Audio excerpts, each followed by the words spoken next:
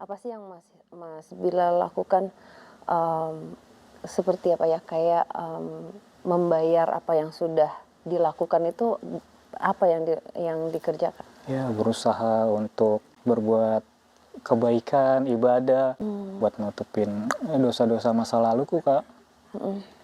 Karena umur kan nggak ada yang tahu. Kalau Mas Bilal, trigger ujungnya itu sampai, "Oh yaudah deh, gue mau ninggalin ini semua, gue mau berubah." Triggernya sebenarnya panjang. Dari pasti 3 tahun apa 4 tahun aku nggak keluar-keluar kota kan di sana. Mhm. Nah di situ aku mulai ngerasain bosen karena hidup yang seperti itu aja, mutusin pulang ke rumah. Akhirnya di rumah ya nggak langsung bener berubah gitu.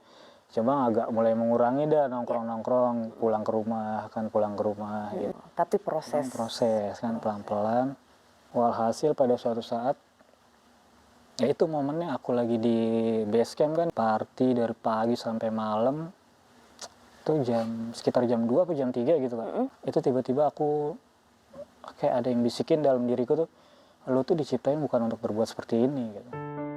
Lu tuh diciptain bukan untuk berbuat seperti ini gitu. Detik itu juga aku nangis ke teman-teman, depan orang nih, semua orang. Dikirain aku kesurupan apa gimana. Cuma aku nggak jawab, aku langsung pulang ke rumah, ngotok-ngotok pintu kan rumah, dibukain sama orang tua aku, pikir, oh kenapa lu, tangkap polisi lo bagaimana gitu. Tengah malam kan nangis, cuma aku nggak jawab, aku langsung minta maaf sama orang tua, nyuci kaki orang tua, aku langsung mandi wajib ada sebesar, terus aku baca Quran sampai subuh, besoknya hidup aku berubah 1000 derajat. Jadi benar-benar Mas Bilal diberikan kesempatan lagi loh untuk menjalankan hidupnya lebih baik. Artinya ya, pada saat itu orang tua gimana? Di hari berikutnya gitu. Mereka kayak, ya biasa aja, mungkin ngeliat aku, besok juga begajulan lagi.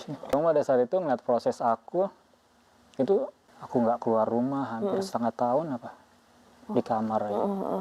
Sholat keluar tuh cuma sholat Jumat doang. Aku masih malu tuh buat nunjukin diri aku benar gitu. Iya. Temanku juga sampai sempat ke rumah karena nggak ada kabar kan. Pada saat memutuskan untuk berubah dari hari itu melalui proses dan godaan-godaan lagi ya. Justru pas ketika kita berubah, ujiannya baru datang. Jangan pernah menilai orang dari fisiknya. Jangan pernah menilai orang dari kata orang. Jangan pernah menilai orang dari masa lalunya. Tapi lihatlah bagaimana dia saat ini dan bagaimana dia berproses. Karena dari semua itu, semua bisa jadi pengingat untuk kita semua.